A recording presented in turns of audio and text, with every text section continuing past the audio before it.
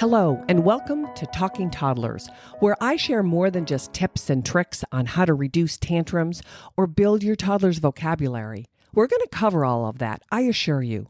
But here, our goal is to develop clarity, because in this modern world, it's truly overwhelming, especially during these past 2 years.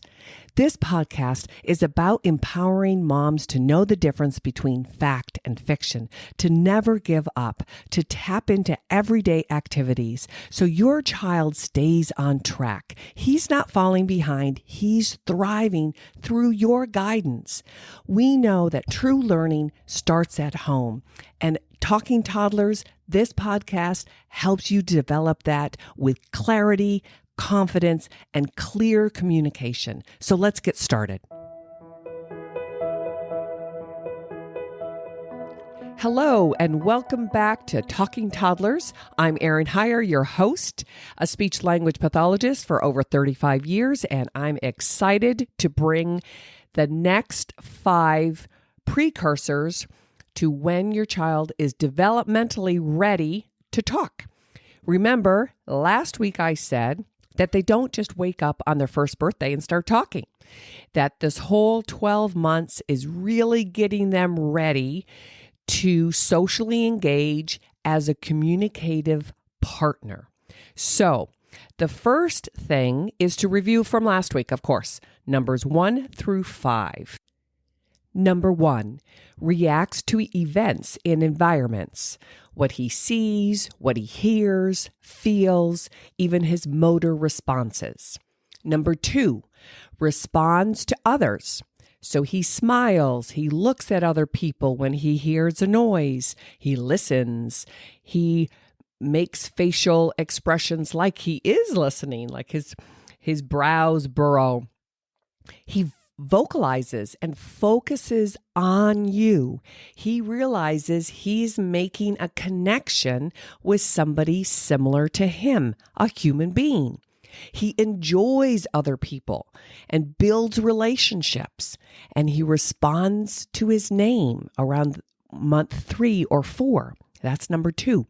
Number 3, he begins turn taking. And this is the initial stage. He's not really sharing items yet, but he's beginning to understand he has a part in this communicative dyad. It's mostly nonverbal at first. If you bang on the table, he'll bang on the table. If you stick your hand out and say, "Give me 5," he'll slap it. He'll imitate your raspberries or your ooh or ah or ya, ya, ya, ya, ya. He begins this reciprocity, understanding that you and him are in it together. Number 4, he begins to develop longer attention spans. I shared last week that for a 1 or 2-year-old, it's about 3 to 6 minutes. It can vary, but it's a shared activity. It's not like he's just sitting there listening to you, but it's with a book or with blocks, but you guys are in it together. The attention building must be there before kids really learn how to talk and engage verbally. So we build this through a lot of play-based, nonverbal. We're talking a lot, and he or she is just doing it with us, sharing the book, sharing the blocks, sharing the balloons or bubbles or whatever. Number 5, they begin to shift focus while sharing a task, an item. So he looks at the book and looks at you. You comment about something on the next page, he looks at you. You're building blocks and it falls over and he looks at you and smiles and laughs or waits for your response. Like, oh my gosh, is this good or bad? They all fell off the table and made a loud crash. You know, the cars bang and hit each other, and he looks at you. It's all about shifting his focus and his engagement with a communicative partner, you, the adult, and an item. or something outside of this dyad. In the beginning, when they were babies, those first couple of months, it was all about peekaboo. It was all about you and me and in it, and breastfeeding and bottle feeding and hugs and snuggles.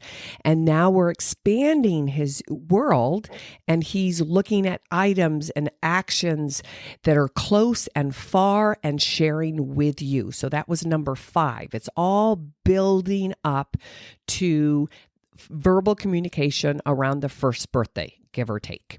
Okay, so we'll go on to the next 5 precursors or pre-linguistic developmental steps, right? Necessities to when your child is developmentally ready to verbally talk. Number 6, he begins to really play appropriately with a wide variety of toys. He can open and close, little toy boxes, really tries to do puzzles and how they fit together. Again, they're usually bigger, chunkier puzzle pieces, maybe with a little pincer grip on it. They build with blocks and see how things can go together or snap together. That's why those Lego blocks, the big ones, the middle size, and then the smaller ones when they're a little bit older. They play with animals and barns and all of that. Again, trying to understand how these parts fit together with appropriate direction, even though they can, crash things and throw things and dump things all day, every day, but they're beginning to understand how to play with a variety of purposes. They're very interested in like knobs and latches and compartments that fit together. And that is their cognitive ability that's growing, understanding how this world works and how his little environment, how can he interface with it. Pretend play, all of these toys, is really closely linked to speech and language development because it's building his thinking, his questioning, not with language inside his head, but there's like this humming almost where they're wondering what happens if I open this or close this, or how can these two pieces fit together? They're thinking without language, but they're doing something, interfacing with you and objects, and building their understanding of how the world works and making those neural connections. Every time he does some blocks or knocks it down or builds it back up or zips or unlocks something in a board, he's building neural connections. So oftentimes parents will say, well, you're just playing with my kid, or, preschool, they're just playing all day. They're just outside playing. Everything he's doing, he's building neural connections. Unless he's sitting in front of a screen, he's not building neural connections. I just have to say that loud and clear, especially these early years, birth to 3 to 5. They don't need screens. I know that a lot of moms out there are saying, oh, Erin, you had me until then. But I'm just here telling you the truth that we have to learn how to navigate this modern world. He or she, your kids, will have all the electronics they can possibly absorb in the future. Right now, you're building their little brains, wiring those neurons that fire together, wire together. And with that, they build critical thinking and language and communication and turn taking and building attention and curiosity. All of that is now. They don't need screen time. So I hope I didn't lose too many of you with that bald face fact. I'm here to tell you the truth, to speak clarity, and to give you honest direction. They will get it, but right now they need you. Right now they need adults. They need talking human beings to engage with them with purpose. Okay. Because 1 through 6 and 1 through 10 altogether, but these are huge red flags if kids are struggling with any one of these things I'm listing out. I'm spelling it out for you. And we will talk in more detail about how do you, if a child is, say, for example, not, have the attention span or the interest, how do we build those? And we can talk about that because I'm all about prevention. If you see a glitch, let's go there. Let's strengthen it. So these red flags really are giving us critical information that we cannot ignore. I don't abide to wait and see. I don't abide to they all catch up in the end. I don't abide to kids all grow and develop at their own pace. Yes, we have different kids with different temperaments and different styles and different curiosities and strengths and weaknesses, but we have very, very specific developmental expectations. There's a little wiggle room, a couple weeks here, a couple months there, but they're not these huge gaps. Kids rarely wake up at 3 on their 3rd birthday and start talking. I'm sorry, that's the truth. I know you'll always have a friend or an aunt or a cousin that will say, I didn't say anything until I was 4, and look at me, I'm totally fine. I have 2 masters and I've written 5 books. Okay, there's your anomaly. But I'm speaking to the general population. After 35 years of practice with hundreds and hundreds and hundreds of children, I know what the expectations are to ease the developmental process, to help kids feel their best at every developmental step, to lay this foundation for speech and language, for lifelong learning, but also to set them up for academic success and social success. And it's not necessarily about going to school and getting straight A's, but it's really just building those 0 to 5, 0 to 6 speech and language skills. So then when they're ready, they can sit at the table, they can follow directions, they can listen to speech and break it down to those individual sounds so they're ready then to really jump over the next big hurdle, which is reading and writing. And we'll get on talking about that but later, but this is really laying the foundation to all of that. Without this, that's going to be a challenge, believe me. Okay, so on to number 7, receptive language. And that's really the hallmark of all of this. And yet at the same time, even though I say this, the hallmark or the benchmark, it is the most overlooked red flag. Pediatricians don't understand it. Educators and teachers don't understand it. Parents often misunderstand it because kids will go along. Say they're in the preschool with 2-year-olds or 3-year-olds, and they see what everybody else is doing and they just follow the lead, right? They're clever enough to say, oh, okay, now it's time for snack. I'll just walk over to the snack table. When he really didn't perceive and understand the directions, when the teacher says, okay, kids, start to clean up. Let's move on to snack time. Wash your hands, or whatever the directives are.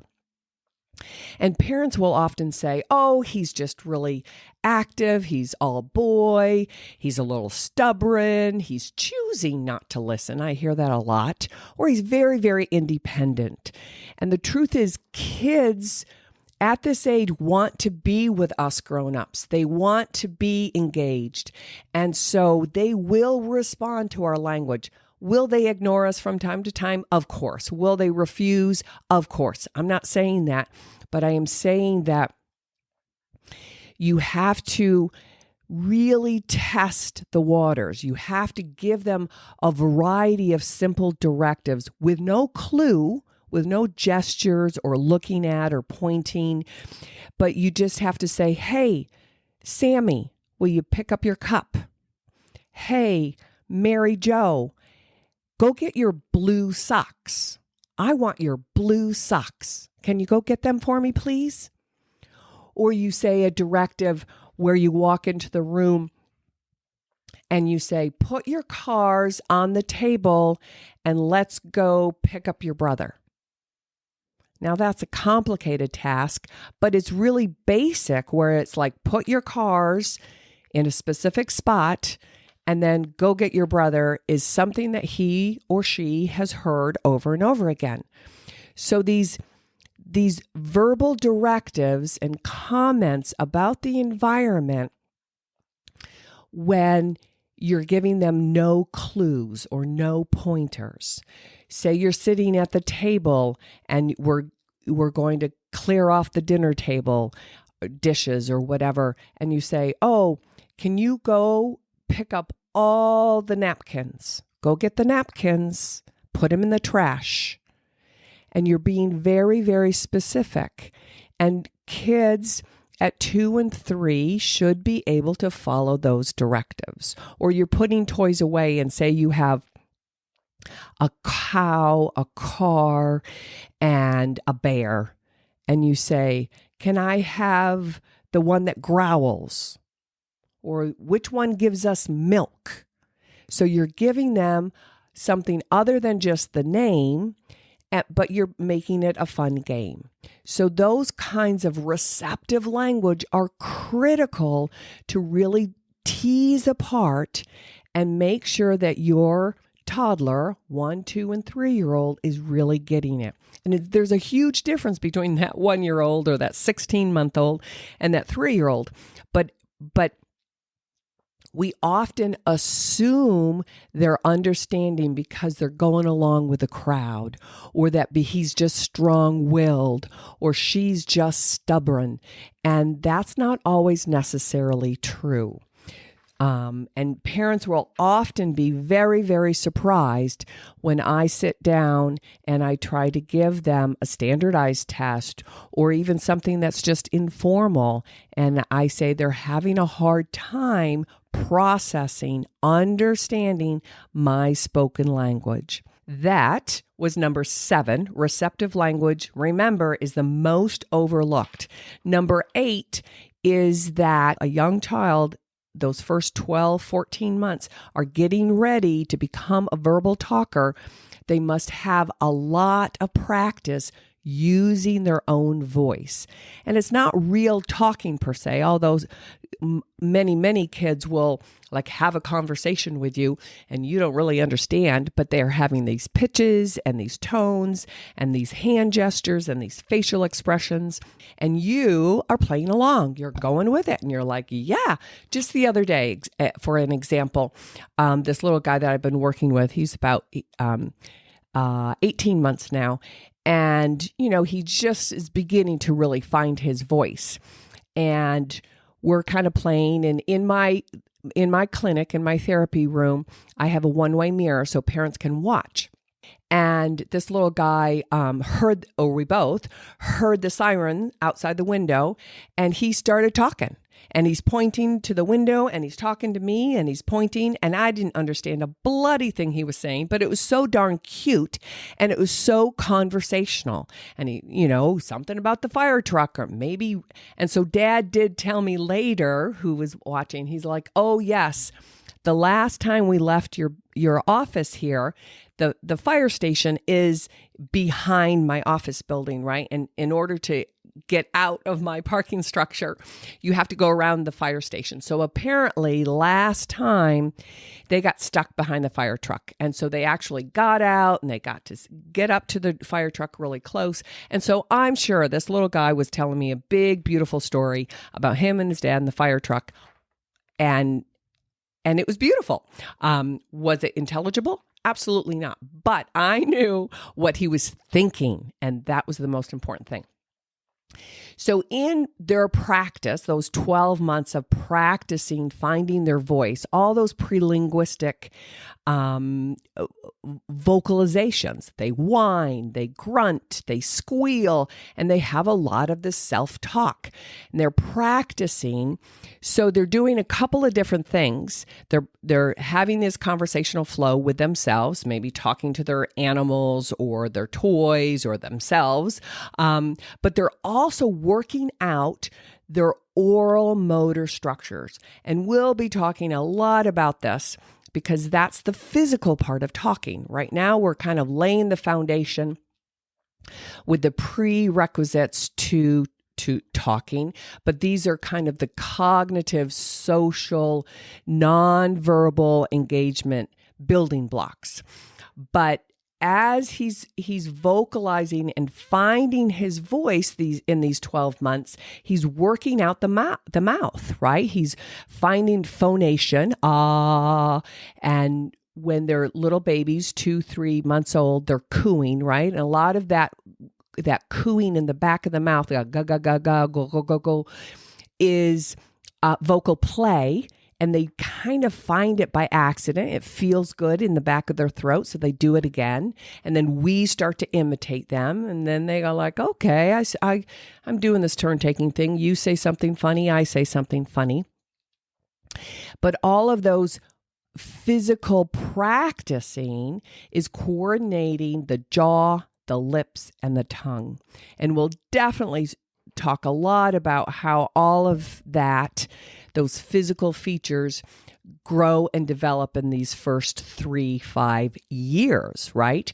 But up to this point is really mostly the jaw, moving it up and down. And this is where they're finding their voice and they're finding all the vowel sounds. So you're going to want in that first to second year that they found all of the vowel sounds. And in English, there are about 20. We have the short vowels and the long vowels, and then we have these things called the diphthongs where we move from one vowel sound to another.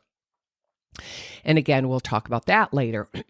But right now, not to pop your bubble, but when babies start to say mama, or dada, papa, those really aren't identifiers to us as their parents. Those are sound patterns based on motor skills, and it's true across all continents, all languages, all kids, no matter what. The lips come together and we start to say mama, mama, mama. The lips come together and we say ba, ba, ba, ba, ba, ba, ba, or pa, pa, pa, pa, pa, pa. And then the tongue tip, or maybe even just a little bit further back, the da da da da da da da da da da da da. And so those early developing sounds are just vocal play. We take on them as identity and we say, yes, I'm your mama, mama. And you point to me, mama, mama. And then he's going to imitate you because you're sounding kind of funny and interesting.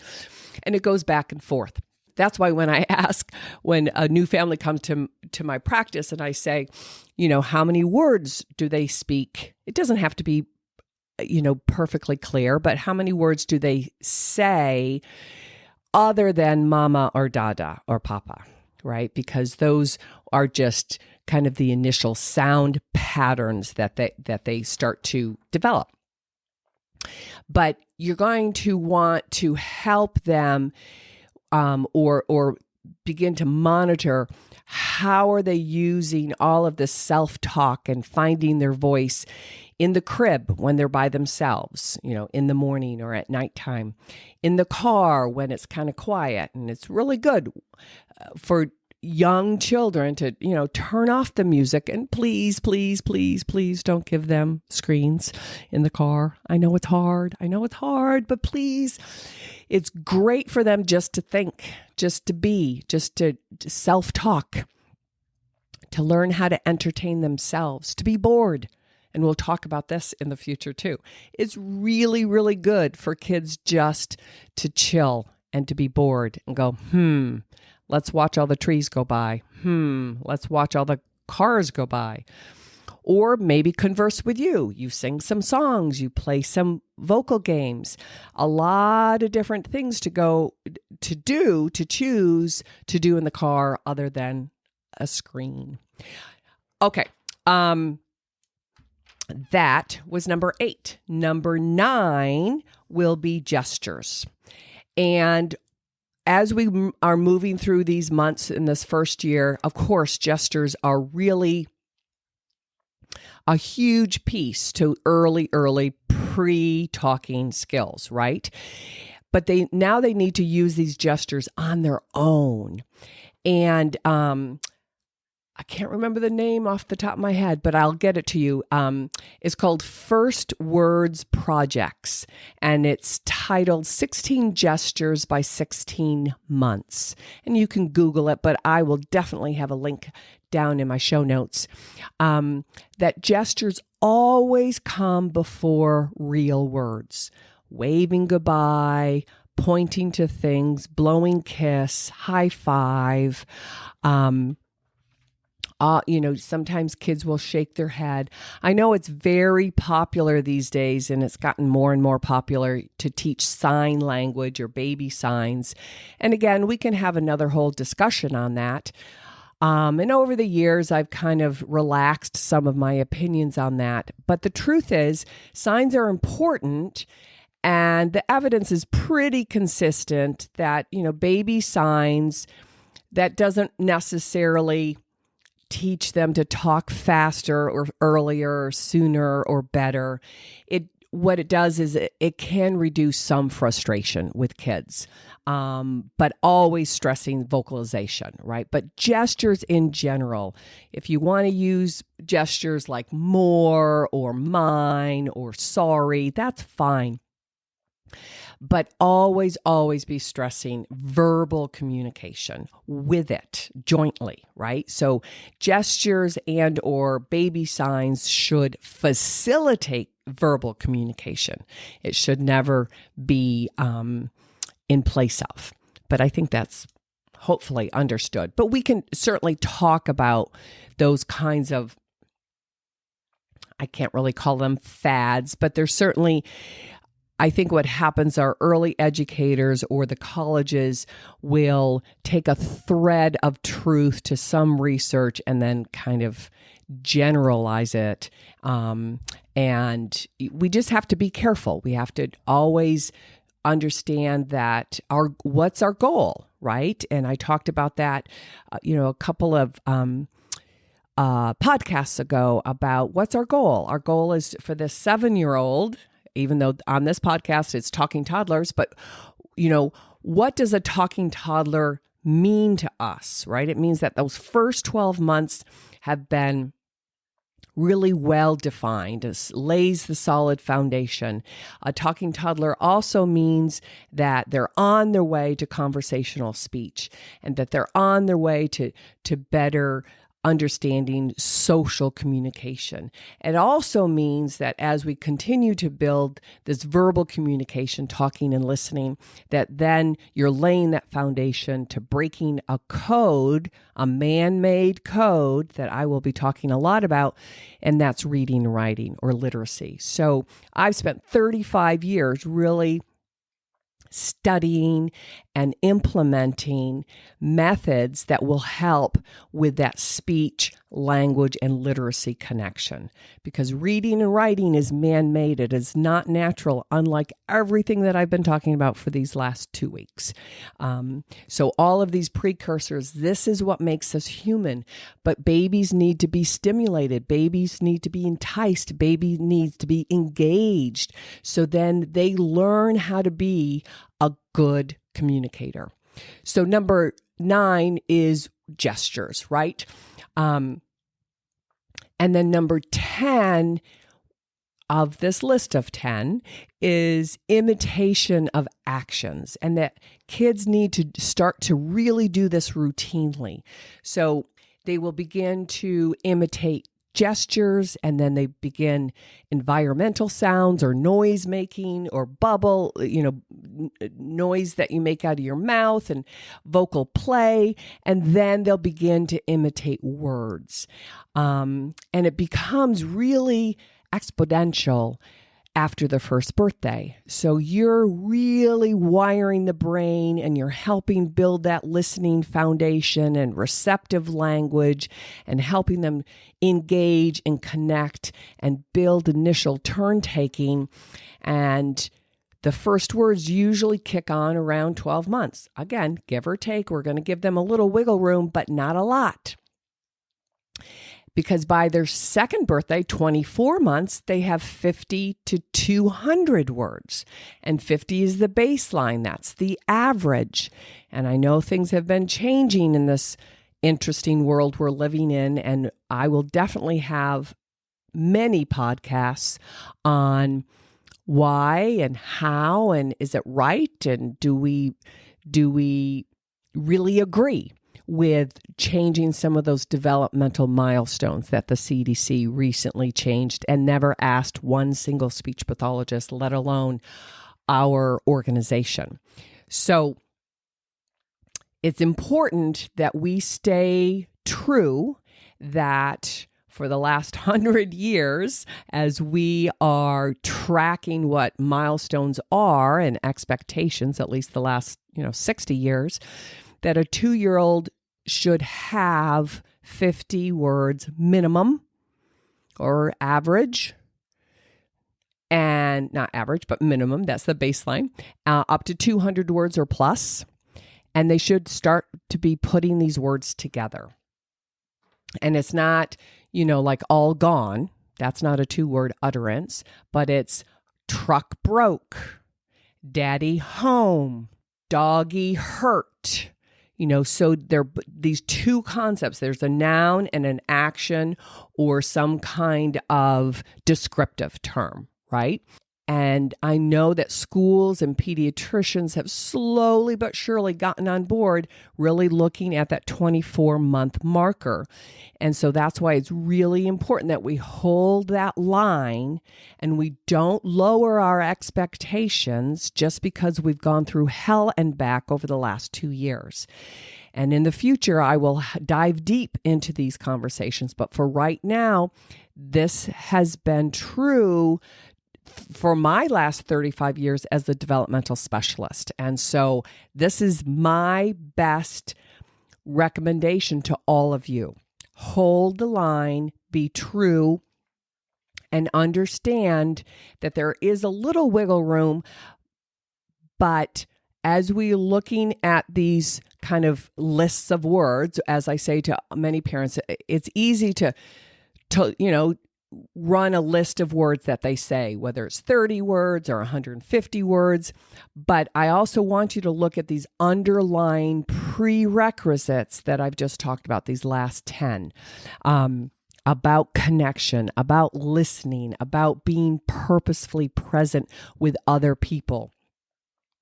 And because as we move from the first words at 12 months, 50 to 200 words at 24 months, then it's 1,000 plus, 1,000 words to 3,000 words at 36 months. And we'll talk about how the heck do kids do that in 12 to 24 months, really.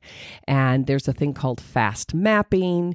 There's, it just is remarkable how the brain is just ripe for this acquisition of their native language. And we'll also talk about, what happens when there's 2 languages or 3 languages. Is that a problem? My quick answer is no, but we always have to look at all of the pieces, this whole child. Remember, I'm talking about the whole child. I am a speech language specialist, but I have, played with kids on the floor looking at their whole essence. Because we can't tease it all apart.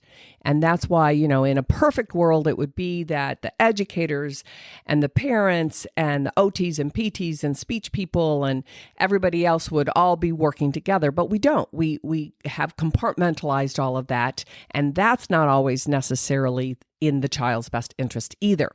But for my podcast here, I'm talking about the speech and language development and how that interfaces with everything else that this beautiful toddler and preschooler and kindergarten ready kid is all about. And how the brain wires itself for learning and how it wires itself as they really, really engage with the environment, and not just with talking and listening, but moving and climbing and being and building and making mistakes and learning from that, and then, really kind of reworking it. And we'll talk a lot about how the brain wires itself and what are the environmental lifestyle implications that will enhance or inhibit? And how do we gauge the pace at which they're growing and learning and developing, and hopefully prevent real issues? Because after 35 years of working with kids who are truly struggling, and most of the time, kids have come to me mostly, well, the first half of my practice, it was, somewhere between their second birthday and their third birthday. Lately, the last, 5 years, it's been closer to 14, 16, 18-month-olds. So the good news is we're trying to catch them earlier, but we're not catching enough kids earlier. My thing is all about empowering the parents, give them clear answers, give them things to do now, today. Turn off the screens, be present, get on the floor, talk to them, listen to them, watch them, become a detective. Where is my child? Whether he's 16 months or 20 months or 30 months, where are they developmentally? What happens if I kind of clear the room and there's just, a couple of interesting toys for him to play? And if I really want to dive in and share it with him, how does he respond? Is he in it with me? And they would do that through their life experience with us.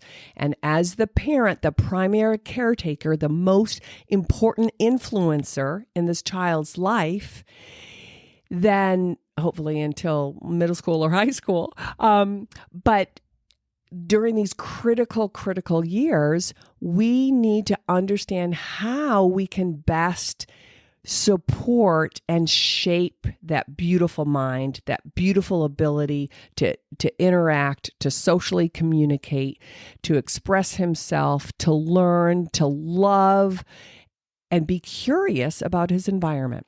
So, Talking Toddlers just went through the second half of the list of the prerequisites to when your child is developmentally ready to talk, right? All of these things have to be solid.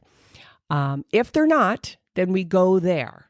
If you have questions, get answers, reach out. You can find me on my Facebook page, Higher Learning.